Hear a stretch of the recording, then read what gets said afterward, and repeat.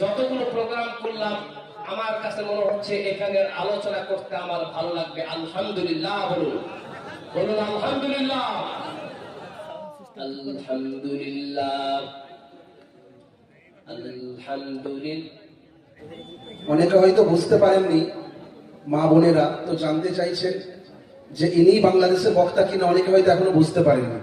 তো ইনি আমাদের প্রধান অতিথি, বাংলাদেশের বক্তা ইনি।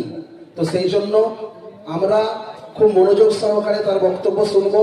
মা বোনেদেরকেও বলছি যে আপনারাও ধৈর্যের সাথে এবং সুন্দর পরিবেশের সাথে এই জলসাকে শুনুন। ইনি বাংলাদেশের বক্তা এবং এখনো তিনি ওয়াজ করছেন। আলহামদুলিল্লাহ, আলহামদুলিল্লাহি ওয়া কাফা।